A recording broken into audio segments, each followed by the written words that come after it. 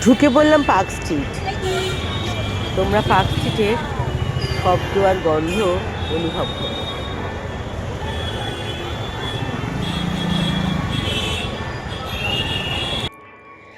Park street যেন আলোর বর্ণমালায় লেখা এক জীবন্ত কবিতা।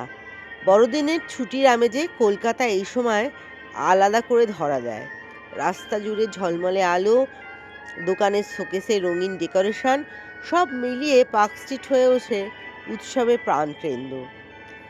চার্চ থেকে ভেসে আসে প্রার্থনার সুর, বাতাসে মিশে থাকে কেক আর কফির মিষ্টি গন্ধ। আমি আমার মেয়ের সঙ্গে হাঁটতে হাঁটতে কিছুক্ষণের জন্যে সব ব্যস্ততা ভুলে গেছিলাম। বড়দিনে এখানে আনন্দ ভাগ করে নেওয়ার নাম, আর সেই আনন্দে আলোকিত হয়ে ওঠে তিলোত্তমা কলকাতা। আলোয় মোড়া শহরের রাস্তায় হেঁটে গেলে ভাষা, ধর্ম, পরিচয়ের ভেদ্রেকা মিলিয়ে যায় উৎসবের উষ্ণতায়। সামনে ফ্লুরিস, পার্ক স্ট্রিট আসবো আর ফ্লুরিসে কফি আমি খাবো না, হতেই পারে না।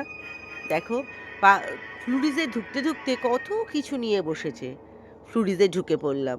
ফ্লুরিসটা কি সুন্দর করে সাজিয়েছে, আহা!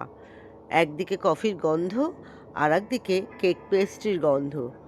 সব থেকে বড় কথা, ফ্লুরিসে বসে তুমি বাইরের কোলাহল, বাইরের আলো আর অনেক অনেক অজস্র স্রোতে ভেসে যাওয়া লোকদের আনাগোনা দেখতে পাবে। ফ্লুরিস শুধু পার্ক স্ট্রিটের একটি বেকারি নয়, এটি কলকাতার জীবন্ত ঐতিহ্য। ঔপনিবেশিক কলকাতার স্মৃতি বয়ে নিয়ে চলা এই নামটি শহরের সংস্কৃতি ও ইতিহাসের সঙ্গে গভীরভাবে জড়িয়ে আছে। সময়ের সঙ্গে সঙ্গে কলকাতা বদলেছে, পার্ক স্ট্রিট বদলেছে, কিন্তু ফ্লুরিস আজও দাঁড়িয়ে আছে একই স্বাদ আর স্মৃতির ভার নিয়ে। আমার ভীষণ ভাল লাগে ফ্লুরিসের কফি খেতে। বেরিয়ে আসলাম ফ্লুরিস থেকে, আবার পার্ক স্ট্রিটে হাঁটতে শুরু করলাম।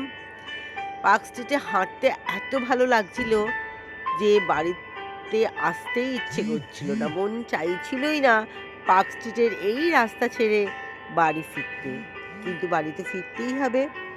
পার্ক স্ট্রিট পিছনে পড়ে থাকলেও কলকাতার উৎসবের আলো ঠিকই মনটাকে আলোকিত করে বাড়ি ফেরায়।